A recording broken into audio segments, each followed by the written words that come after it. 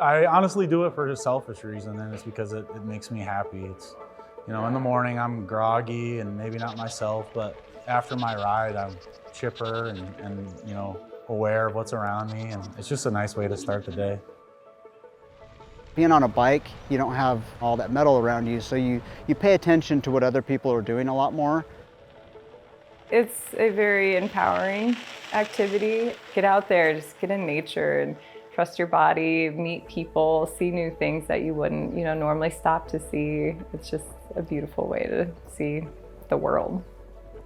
It was a ticket to freedom, and it was a ticket to be able to go out and explore and just go do things on my own. And I've never had a day in my life since then where I haven't had a bike in my life. You're creating where you're going. You're creating your momentum, you're creating that energy, and you're not relying on something else to get you from A to B. I think it's just that feeling of freedom. As an adult, it makes you feel like, kind of a kid again. I call it moving meditation. I look at being on a bike as very much the same way, that you have to be very present and very in the moment.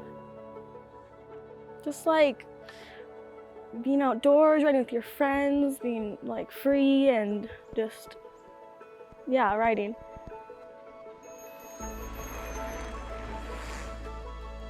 Humans are complex creatures. We don't always take the easy way, and we can't always explain why we do what we do. And sometimes, when we take that less traveled path, it's because our hearts are telling us to. Why? Well, for the people of Idaho who choose to ride bicycles to get places, the answer is simple: for joy. I love it, or else why would I be doing it? I don't know, maybe I'm crazy. I love it. Funding for Outdoor Idaho is made possible by the Laura Moore Cunningham Foundation, committed to fulfilling the Moore and Bettis family legacy of building the great state of Idaho, by the Friends of Idaho Public Television, by the Corporation for Public Broadcasting, and by the Idaho Public Television Endowment.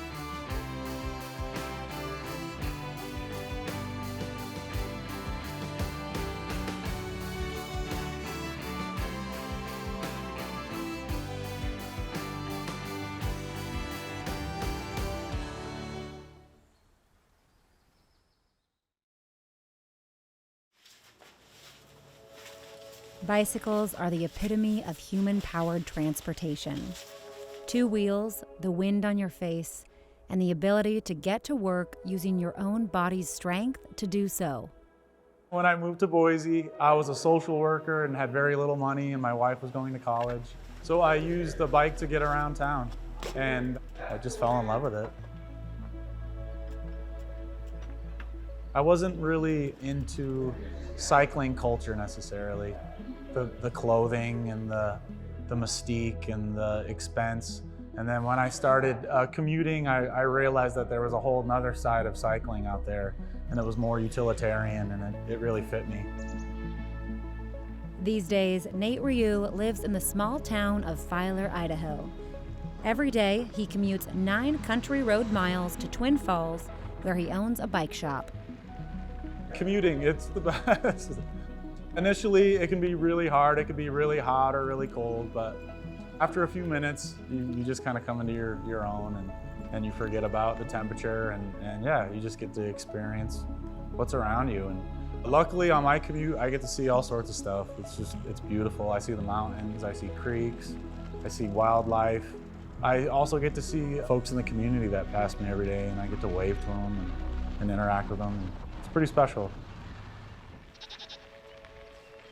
It's like all year long, you're just seeing the growth. And then you see all these farm animals getting bigger, and it's interesting. It's like you experience the circle of life. Sounds corny, but it's true. Kind of ties it all, especially commuting in an agricultural area. It's cool.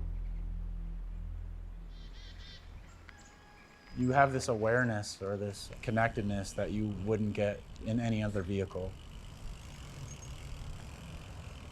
Nate's passion for bicycles doesn't end with his commute. At his co-owned bike shop, Bull Moose Bicycles, Nate finds joy in breathing new life into old bikes. We're a repair shop first and foremost, and we have the ability to use used parts, which can keep the cost down. And sometimes you can't find new parts to put on certain models of bikes, so having a used selection is imperative. And then, yeah, we work on new mountain bikes and road bikes and cruisers from the 30s and weird agricultural equipment and golf carts, and yeah, we do. And I also really like the ability of being a good mechanic to keep things from getting thrown away. You know, this idea of fixing stuff. It's really important, and I feel like we're kind of losing that. It's nice being able to fix something or have something that comes in and it's a mess, and then when it leaves your stand, it works really well, and it's an attractive tool again. Whether riding or repairing, for Nate, it's all about having a good time. If you're not smiling when you're riding, you know, there's something wrong. So really just bringing the fun back into it. You don't have to have all the gear. You don't need to look a certain way. You just need to get out there and experience it. And really any bike should make you feel better. I think it's good for folks to see a wide array of folks on bikes. People tend to think of liberals and urban scenes when they think of commuting. You can really do it in any situation. It's an entirely different experience. And I feel that most people never get to see that. We live in a beautiful place. We really do. Idaho is an amazing state.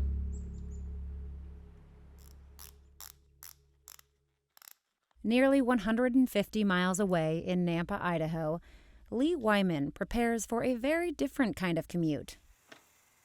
I leave anywhere from 4:30 to 5:30 in the morning. I did that just to eliminate a little bit of the traffic. My bike commute to work is a little bit more sketchy. I think I probably have about 6 inches of outside the white line that I can ride in, and it's pretty rough. So since I go in so early, I don't have to worry as much about getting over into the road a little bit. I got a job at St. Luke's, and it made it easier to bike commute back and forth to work. So I did it kind of sparingly here and there, and then all of a sudden I was like, you know what, I'm gonna try to do it from October through the end of the year. And so I did, and then now I'm trying to do it this whole year without stopping.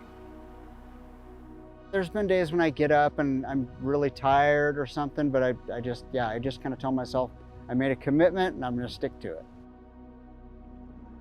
I guess it's just, I wanted to kind of challenge myself and just to see if I could do it. And the longer that I go doing it, the less chance of me not doing it. I'm on a roll, so it's like I'm just gonna keep going, and when it's dumping rain or when it's snowing, it's like, well, oh well. This is getting me ready for, you know, later goals.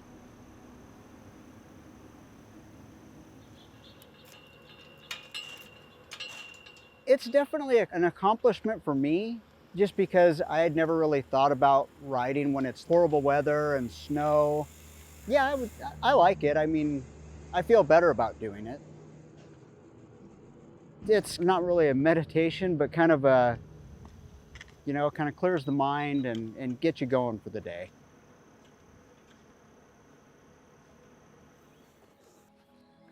Trail cam, spare rope, paracord. There's another way to get your blood moving on a bicycle. And that's by using it as a way to reach your honey hole hunting spot.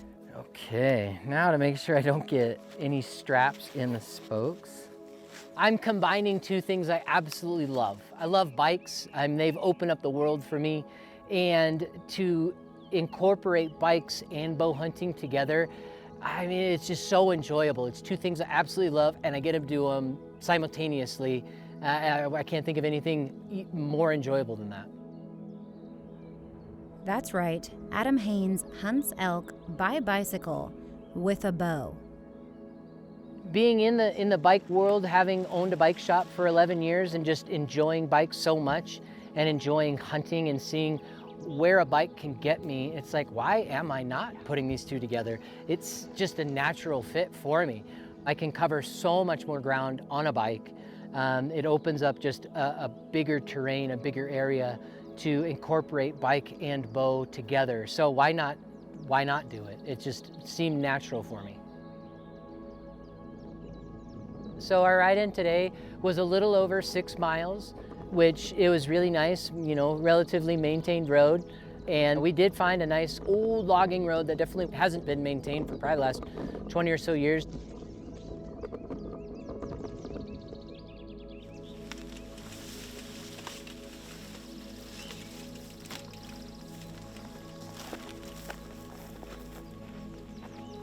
We're hanging a couple of trail cameras in an area that I've always wanted to hang trail cameras at, just to get more data for when I am back here bow hunting, if it's really a good spot or not.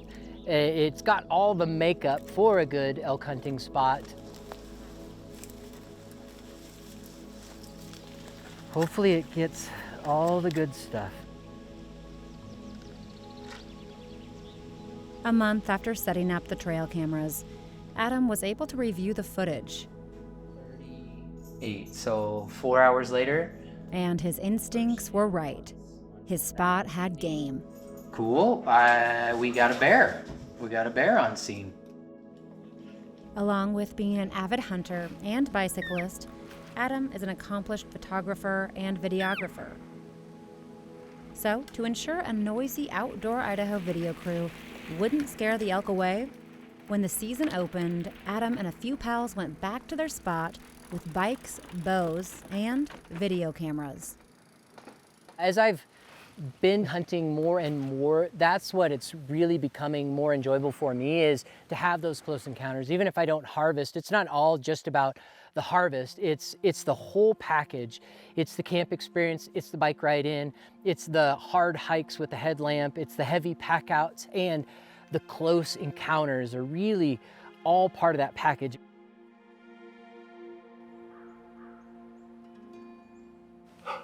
Okay. There was a cow and a bull coming across above me. And Jason was cow calling. I was cow calling. And then I finally saw it was going across, but after I cow called, it started to come down. It came down a little ways. Had everything all ready to go, and I could tell he was definitely coming my way, so waited for him to come across and cross in front of the right tree at the right time. I let one fly, so now we're gonna try and find everything and see if everything worked out, but pretty sure it did. See him go down, so we're gonna find the arrow and hopefully find our elk.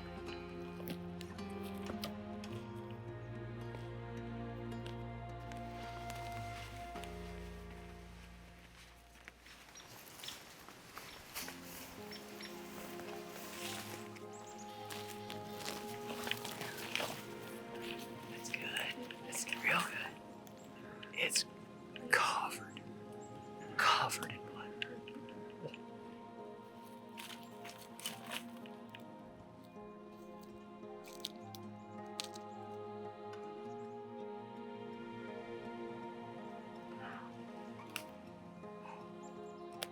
It's pretty special because you're creating where you're going. You're creating your momentum, you're creating that energy, and you're not relying on something else to get you from A to B. You're really relying on yourself.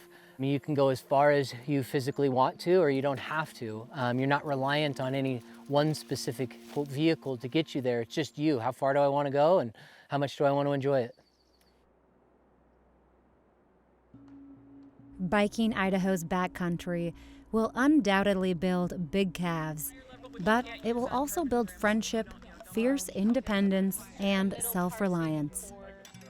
We're just outside of Crouch. We rode our bikes here from Idaho City, so we did about 40 miles today on our bikes. This is my group. This is some of the members of my group, Idaho Women's Bikepacking. I started a bikepacking group and just basically offered to women if they wanted to come out with me once a month, I would show them how to bikepack. So they did it, yay. If you hadn't already figured it out, Bikepacking is like backpacking, but on a bike, using bags strategically placed to ensure your bicycle is appropriately balanced. Before this trip, Laura explained just how much thought goes into preparing her bicycle for an overnight adventure. Okay, this is the problem. There's so much stuff that is required.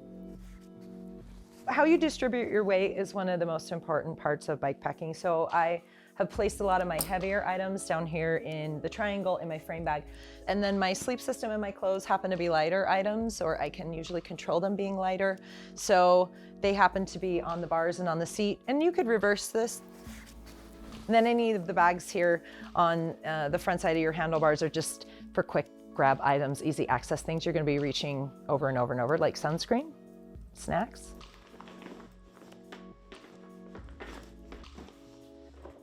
So my tights and my jacket, which goes on and off a lot. Okay, and I like to roll down so the dust goes off, get all the air out, lock it up, and we're good to go to put that in the harness. With a good setup, the biker can focus more on enjoying the ride rather than worrying about the gear. It combines the best of both worlds. There's biking and there's camping and there's exploring, and it's really, really different to travel through the areas and be on your bike and hear the sounds, see the sights, experience the terrain you're riding through rather than driving to it on in a car or on a motorcycle. It's very different to be out on a bike. What I like best, and the reason I formed this group, is I wanted to see more women enter this sport. And so whether they're doing it on their own or whether they're doing it to race or whether they're riding with us, that's what I want to see, is more women bikepacking, and it's happening. It's my very first time bikepacking, and I have definitely found my sport. I can't wait to go on bikepacking trips that have single track trails and like marry the mountain biking and the camping together. I need to buy my own gear. I'm borrowing everything today, so I need to get my own gear and then I'll be a lifer. Anywhere between 10 and 30 women will join the monthly rides, driving out to starting locations across southwest and central Idaho to spend 2 or 3 days bicycling themselves and their gear up mountains to camp in the woods. Oh, it's magical. Yes, because it's magical in that the views were stunning, and you work so hard on the trail, and it's just, you have this sweet payoff in the descent.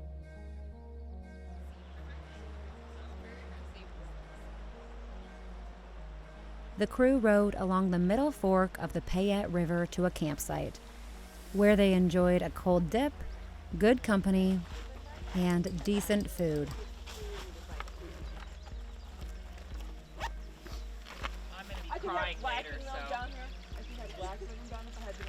The next morning, the group packed up and rode another 55 miles and 7,000 feet of elevation gain back to Idaho City.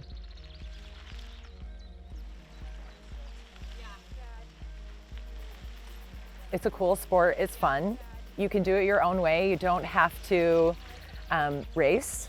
You don't have to go really long distances. You don't have to go to really remote areas. You can basically do it right out your back door in, the cool areas that are surrounding you. So it can be very simple and it can be your way. Idaho has nearly 14,000 miles of biking and walking paths. Paved urban paths cater to cruisers and commuters. Hundreds of miles of mountain bike trails let you climb and flow, and a dozen converted railroad lines let riders explore history and scenery at their own speed. You can get really good views, and then you hit these little pockets of trees, and there's nature. Lots of nature out here, lots of wildlife, birds. It's a great place to just come and be part of it all. You get to see the mountains, you see really cool river and a train trestle. We saw an elk along the way, and so visitors can really enjoy all the scenery in the whole valley on a very stable but good wide trail. Nick Beatty and Barbara Beller are riding eastern Idaho's Ashton to Teutonia Trail, which became the newest addition to Idaho's long-distance bike trails in 2010. In 1912, the trail was actually built as a railroad, and it was considered the best route to Yellowstone and Grand Teton National Parks. It transported passengers and freight up until about 1984 when the line was abandoned. And then after it was abandoned, Idaho Department of Parks and Rec partnered with the Rails to Trails Conservancy, and they created the trail that we have here today. I've been coming out here with my daughter ever since before she could walk, really. It's just a great place to take kids. It's a very mellow grade, nice flat surface, and towing them in the trailer. That's how we started it. This trail definitely ranks high among some of my favorites in the region just because of where it takes you, some of the history of it, the fact that it was a functional railroad line that's now been preserved, for lack of a better word, and is still enjoyable. And to connect Teton Valley kind of up to the beginning of Island Park, I think is really special as well. I think the trestles are some of the favorite sections just because they're so beautiful and quite unique to ride over. Former non-motorized trails coordinator Leo Hennessy helped convert a number of rails to trails. Most of them came along in the 1980s when the railroads wanted to abandon them, and we found out that these would be great rail trails.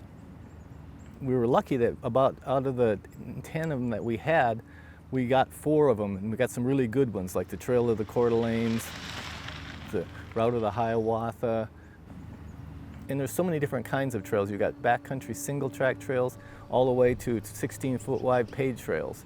So there's just a different assortment of trails that we worked on throughout the years. And the economic impact for these things is unbelievable. These people coming into these towns are spending money on food, motels. I mean, they're driving from Seattle and all over the country to come to these world-class trails. One way to make sure that people enjoy the trails that Idaho offers is to make sure they have bikes. Pierre's Pedal Project is one organization that does just that by repairing and giving away hundreds of bicycles each year. One of our goals is to get kids on bikes because we think every kid needs a bike. And so all of our kids' bikes go free to kids without question. Basically any child that comes to us or kid that comes to us that needs a bike, we help them pick out a bike and they sign a waiver. We get them a brand new helmet and make them sign a little card that says they're going to wear their helmet and follow the rules, and they head off. I get pretty excited with some of the kids that come through here, but they will pick a bike that, perhaps because of the color of it or something unique about it. But yeah, they get all excited. I'll take a bike down the stairs for them and let them try it out in the parking lot. So yeah, it's kind of a thrill. I just thought it was a great idea to make biking available to the population here. There's a lot of people here and everywhere in need, and we're filling a niche. Well, it was started about 3 years ago, and we had kind of observed that there were a lot of bikes being dropped off at the transfer station that looked like, with a little bit of love and help, that they could be brought back to work. So we kind of looked at it as an experiment to see, could we get enough bikes and enough parts to help build decent, good bikes together. And it was an amazing success. I grew up on a farm, and fixing things is in my blood, and reusing things, bringing new life to old things is just the way of life. There are a lot of things out there that can be refurbished and renewed, and the joy of doing that sometimes, even though it seems a little intimidating, is worth it in the end, even though it may be a little work. Avoid the new and shiny, look for the old and rusty, and the journey to bring it back to life.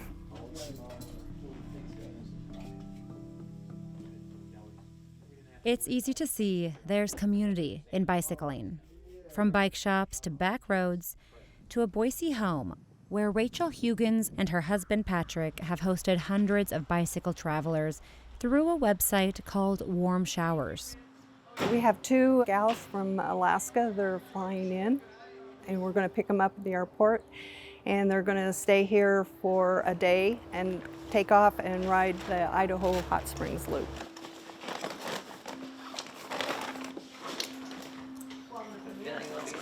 Adjust it as we go. We just arrived in Boise, Idaho. We got on a plane at 2:30 this morning from Alaska. Haven't slept yet. We just kind of have 17 days to play with, and we're going to try and have as much fun as we can. When you're on a road and on a long tour, it's so nice to have the hospitality of people that are local. Most people they're cyclists themselves, and so they kind of know what cyclists need on a long tour, which is a nice place to stay and a warm shower. We found Rachel and Patrick through Warm Showers, which is a website that we have hosted a lot of people from all over the world, but we've never actually stayed with someone. So this is our first experience, and it so far has been really amazing. I was 42, decided to go cycle touring. I hadn't ever done that before, so I did my research and got the equipment and took off to New Zealand. And I was there for 6 months when I met my husband, Patrick. He was cycling around the world. We probably hosted over about 250 people over the years since 2008. Meeting people and hearing their stories, it's a good feeling. After one night at Rachel and Patrick's house, Daisy and Tatiana hit the road with plans to complete the Idaho Hot Springs route. This journey requires real grit. It's 518 miles and nearly 40,000 feet of elevation. But the rewards are great. Awe-inspiring landscapes and 50 unique hot springs situated along the route. We were in Idaho last summer and really fell in love with it. There was the Hot Springs Loop, and hot springs are one of my big ticket items, so when you put that with bike packing, it was a sure win. Getting back to survival mode is really nice when you can just stop and be like, okay, all I need to think about is what I'm eating, what I'm drinking, like, do I have enough water, where am I sleeping tonight, and that's it. And that's really, really wonderful reset for me. I'm chasing bugs. We are at Cottonwood Creek Campground. It's 7 a.m. We're doing a little bit of a later start than we hoped. We got in yesterday, 6 p.m.-ish. We found out it was about 93 degrees yesterday, so a little hot coming from Alaska. Super hot. I think we were complaining about it being hot too much, and this is what we get. Woo, great. Day 3, leaving Placerville. We had a little mechanical issues with the derailleur. Poor Todd's had to do about 6,000 feet of elevation, missing all of her top gears. I think she was down to about, what, 9 gears? But the wonderful people of Idaho City, very helpful, very accommodating, gave us some shelter to charge up and work on things. Now we're doing a little bit better. Headed to the Loman Cutoff. Really looking forward to some hot springs. We'll see you guys. Beautiful day in Idaho. We've officially made it to the first hot spring, labeled Campground Hot Springs. It was original. It was amazing. We got here through 2,000 feet of like beautiful descent through a forest. Smelled incredible. What a way to wake up. For good reason, the Idaho Hot Springs route attracts cyclists from around the globe. It showcases some of our state's true highlights. If ridden counterclockwise, the main route runs along back roads from Idaho City to Featherville, Ketchum, Stanley, McCall, Cascade, Placerville, and back to Idaho City. The dirt riding was amazing. It's insane how established Idaho is. We were like coming out of the mountains and we're still many miles from any city, and all of a sudden there's this like campsite set up and there's picnic tables and a bathroom, and you're like, where are we right now? It was awesome. It was just very well established. Coming out of Stanley was drop dead gorgeous, hitting those BLM roads with the view of the sawtooths and the wildflowers and the wildlife. That was incredible. But then the highs too are just when you work your butt up these big struggling uphills. You know, you're biking up these big boulder fields and you finally get to the top and you just get to rattle your way down with that big smile and all the bugs in your teeth, and it's just, it's a good high. I like it.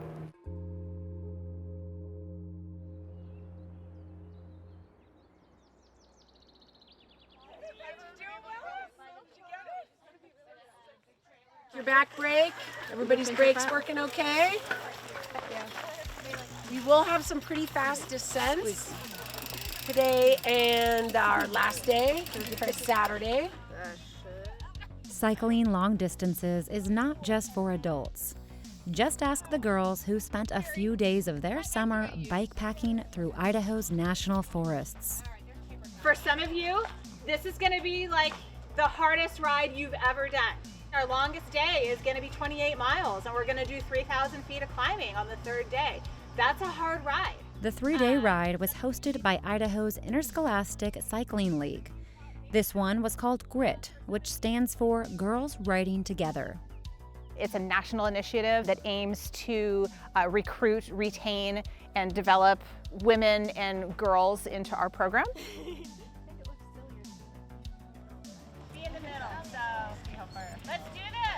Cycling in general is hard. If it was easy, you'd see tons of people out here doing this.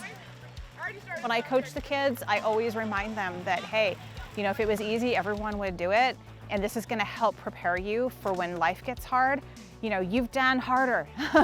You've climbed mountains. It just really helps them develop a real sense of resiliency.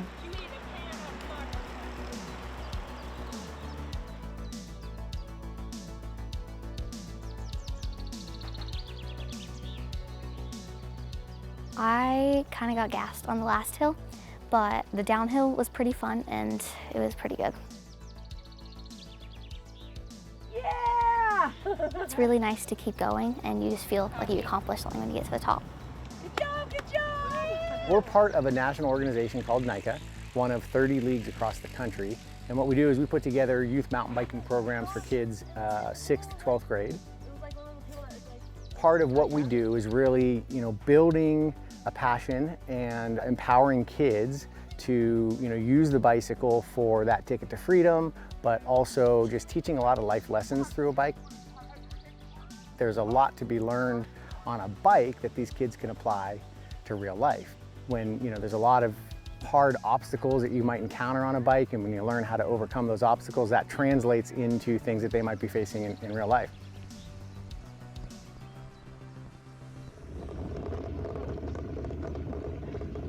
On this trip, the crew rode about 70 miles from Warm Lake near Cascade to McCall on backcountry dirt roads, camping 2 nights along the way.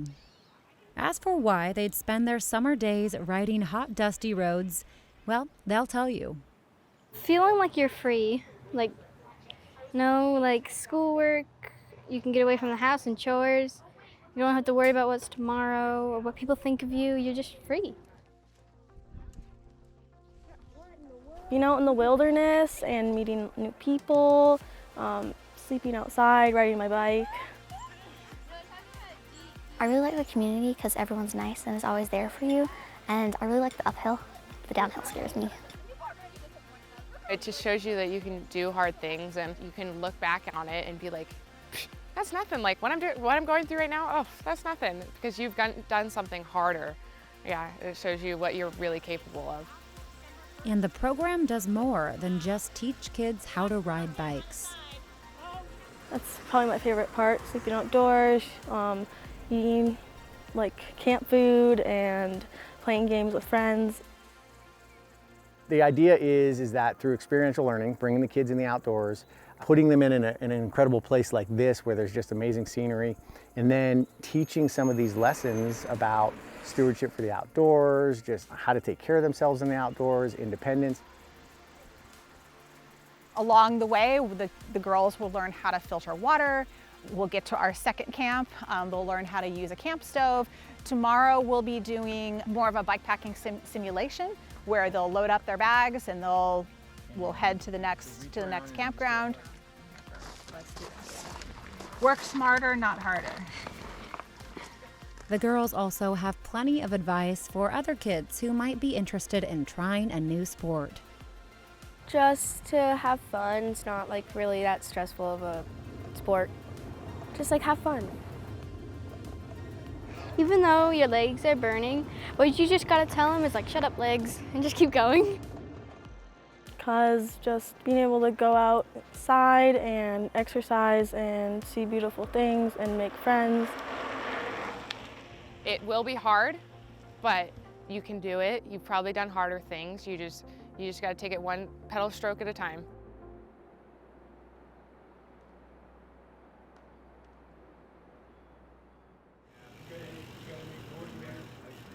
For most people, traveling by bicycle is just about getting somewhere, eventually. For others, it's about getting somewhere in a very timely fashion. Smoke and Fire is a 426-mile self-supported bikepacking race that traverses some of the great geography of Idaho. 100% self-supported, self-sufficient mountain bike race, and it's challenging. There's great terrain, there's a lot of climbing, and people really love it. Y'all ready to do this? Riders take off at 4 a.m. from Hyde Park in Boise.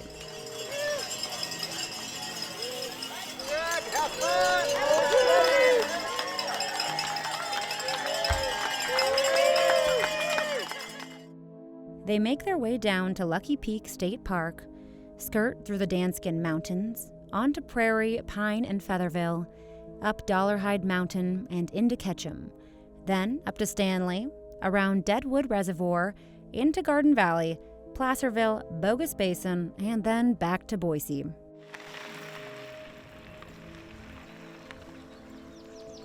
We're like 74 miles in, about 7,000 feet of elevation. So pretty smooth ride. On the sidewall tear, they were doing some road maintenance to like grading the road. So it's kind of like big chunky rocks. It just tore the sidewall. So I had to stitch it and glue it and pump it back up. Bikepacking is hard in general, but when you race, you add a whole different element to it because there's sleep deprivation, you're sourcing water, you're trying to find nutrition, just getting out of the elements and dealing with wide swings in temperature from really hot during the day to well below freezing at night in some areas. You really have to be on your toes the entire time. With varying weather and road conditions, riders are constantly having to adapt to the situation in order to safely finish the race, even if that means doing something you'd never do in regular life. Sleep in a vault toilet. The one I slept in last night was clean that day. All my friends are like grossed out. Don't knock it till you try it. It's just like 30 degrees warmer in there.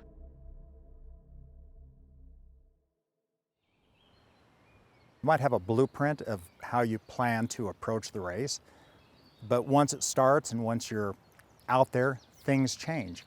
It happens in all races to all people.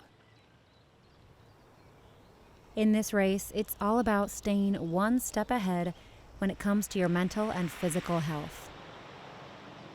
We're at mile 110 on the first day. It's been a good day. My goal is to get to Ketchum, so about like 30 or so miles to go. And honestly, the main thing is just taking care of my butt and making sure it feels okay while I'm riding, and trying to just keep a steady pace and not overdo it. You do have to be mentally tough. It is probably every bit as important as being physically fit because it is so hard. So you've got to pace yourself and be able to go into the pain cave, so to speak, and find joy and happiness there and learn from it.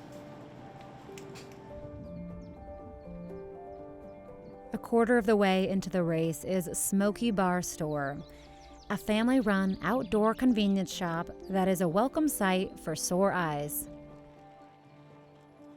This is like an absolute gem and is like the best thing to look forward to mid-ride. I ended up losing some of my chamois cream, and the shop had all the fixes to make my own, so little things like that go a long way, and the people here are just super nice. When owner Kaylin Dennis opened up shop, she had no idea so many cyclists would use it as a place to fuel up. 9 years ago, I decided to buy it for my family and reopen the store, which I thought was maybe a crazy idea to do, but it's working and it's pretty awesome. In fact, my first customers were bike packers. They're the nicest people ever, and they know that they can stop here and refuel or, get a snack or something. And I've made a lot of friends, just by being here. First couple of years, I was stocking like fruits and vegetables and like super healthy because, they're a healthy group. I've never sold so many Twinkies and Coca-Cola and candy bars in my life. Give me all the sugar. It's so funny. Yeah, I think they're crazy. I think they're tougher than the rest of us, and if I can help them get on down the trail, that's what I'm gonna do, because I think it's amazing, and that's the coolest part of my job, is that everybody that comes here is on vacation, or they're checking something off their bucket list, and it's so cool to be part of that, because they're happy. They're not like commuting to work and they're grumpy or anything. They're here because they chose to be, and it's so fun to be part of like their joy.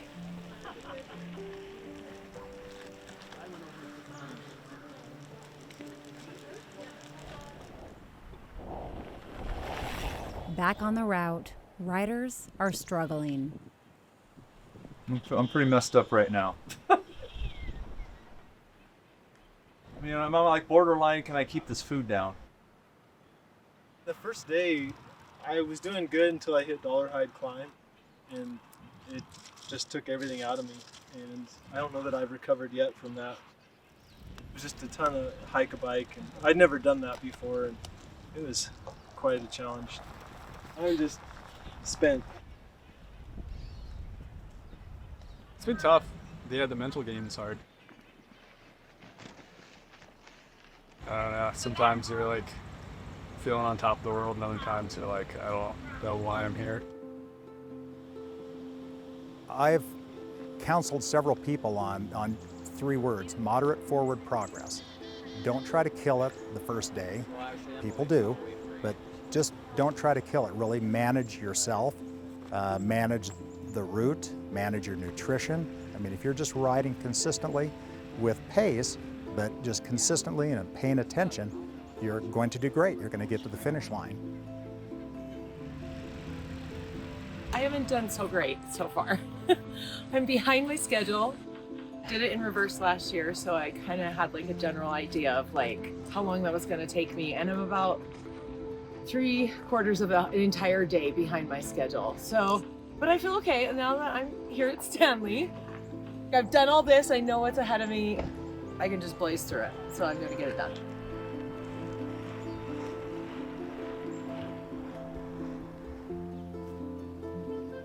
Despite the Sufferfest, Smoke and Fire truly is.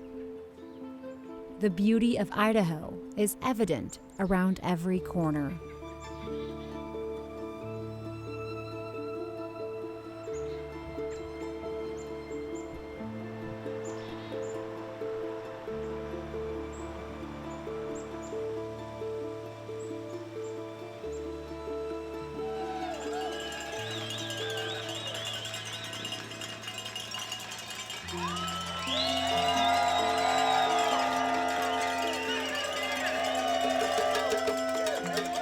This race is really cool to meet new people. It's I think endurance sports are interesting because to do them you have to be an absolute like addict in that sport. Like you got to love it so much because you're spending so much time doing it. So I think one of the coolest things is just meeting people who share that interest and are just like full 110% into biking.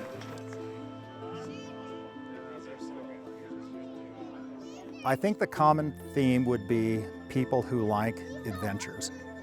It crosses all socioeconomic backgrounds. There's doctors, lawyers, bike mechanics, van lifers. It attracts everyone from all stratas. And I think the key is just adventure and pushing yourself. And I've just seen the grit and the perseverance of people that are just going to grind it out. And those folks who make it across the finish line, it can be a life-changing experience. So I think it does empower people to maybe take another look at their life and take another step up in some capacity.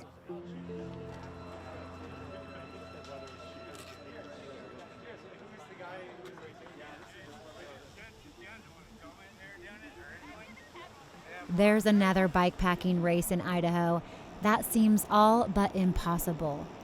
A race with an added element of survival because of the inhospitable environment.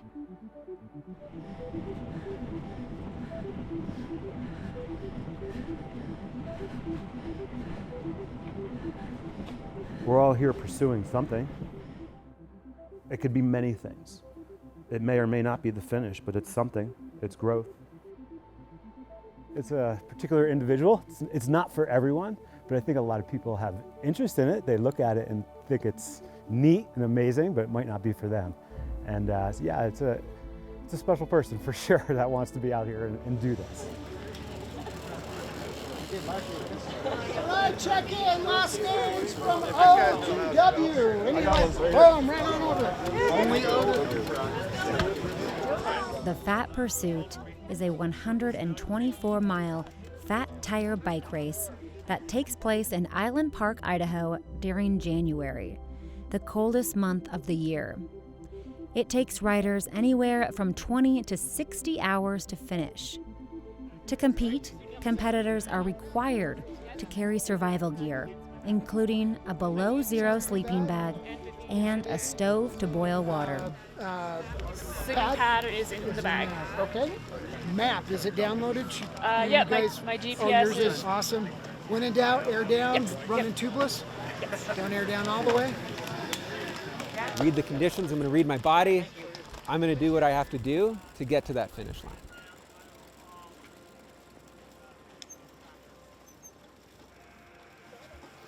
The event also requires a special bike. A fat tire bike is an off-road bicycle that has close to 4-inch tires. This kind of bike is necessary for a race course that's covered in several feet of snow. You're not tracking. Jonathan Black, you're not tracking.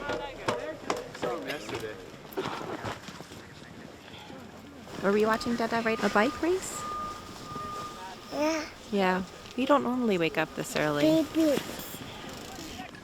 out there. Take care of yourselves. Do your work. Party on, people. Let's go.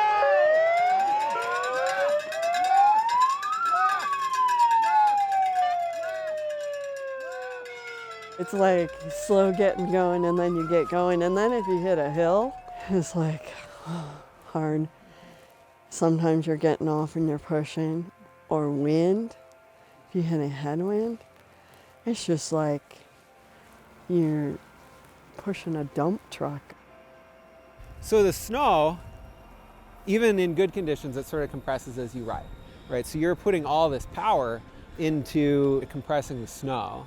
You're also working with tires that are, pretty aired down. So it's like if you've ever pushed a wheelbarrow with a flat tire, it's kind of like that, but doing it with your legs for like 125 miles. While skill will get you to the winner's podium, it's grit and determination that are needed to get to the finish line. I'm not there to win. I'm not like a pro cyclist. I'm there to have an adventure, and I sign up for races that are always like slightly above my limit. And I just want to finish. Like, I don't want to bail out. Like, I'm not going to bail out, right? You're not going to come find me hitchhiking on the way back and interview me there. I'm going to finish this race. I can't wait. It's not just about being good at your discipline, but you also have to be kind of a outdoors person, because you have to manage in this weather So in the long distance event, they have to manage their sleep, their food, and just taking care of themselves.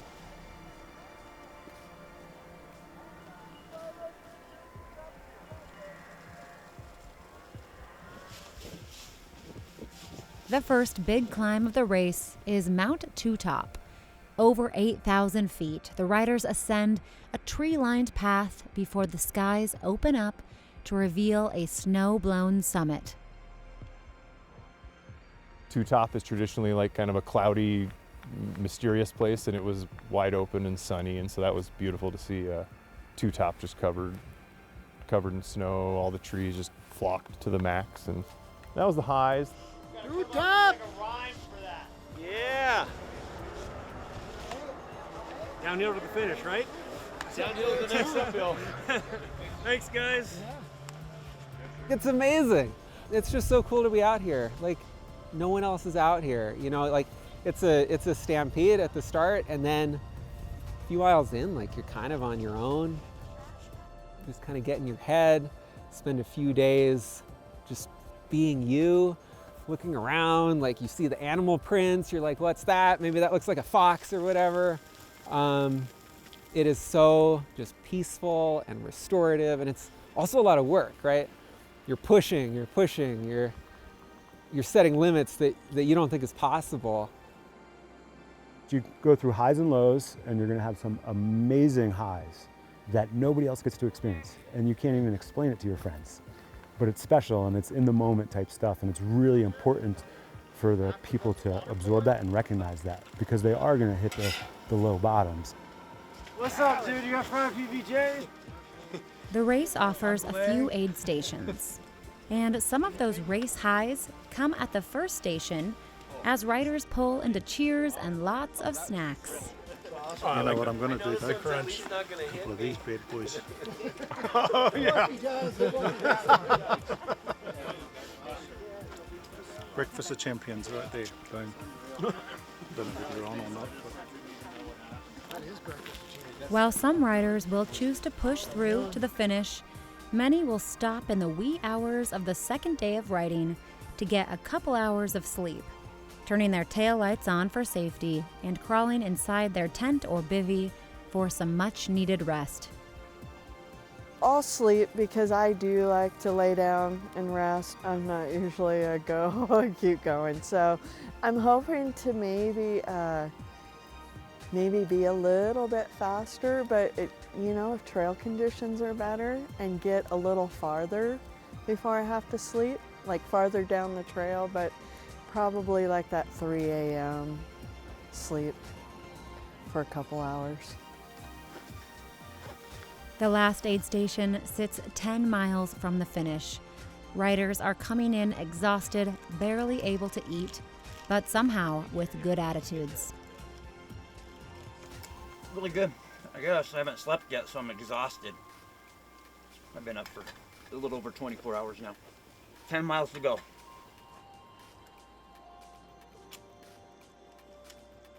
I kind of had some dark periods in the middle of the race, so I backed off and kind of just collected myself and tried to make sure I felt good the rest of the way the entire time, and just focused on feeling good to finish and get around the loop.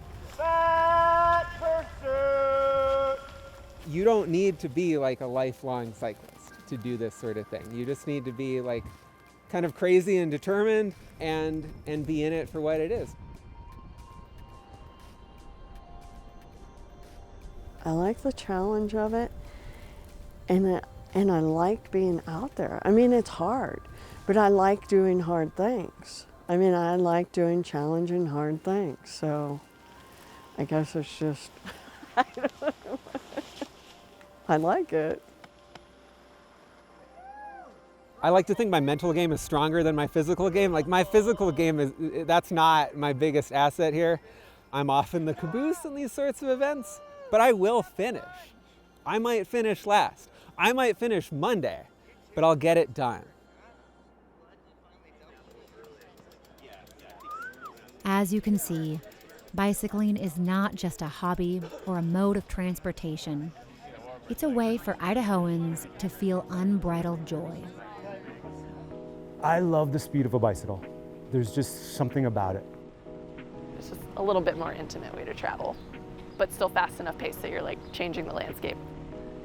You take in more of your surroundings versus just kind of hitting autopilot in your car. It's like, I want to get there as quickly as I can. On a bike, I'm stopping, I'm taking it in, I'm looking at everything around me. It's all about kind of clearing your mind and coming back to center. And I look at being on a bike as very much the same way, that you have to be very present and very in the moment. It brought a community to me that's like, we're all weirdos, but we can all fit in together. And it showed me like who I am, and I don't need to apologize or change who I am. It makes me very happy. I love it, or else why would I be doing it? I don't know, maybe I'm crazy. I love it.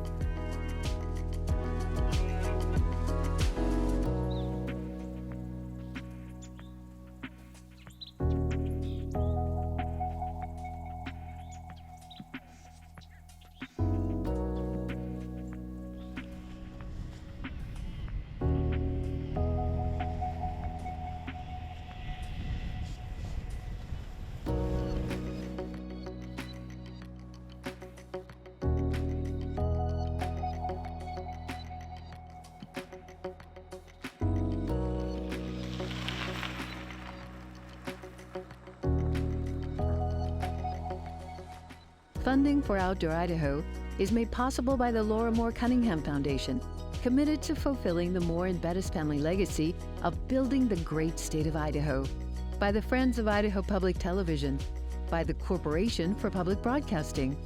To find more information about these shows, visit us at idahoptv.org.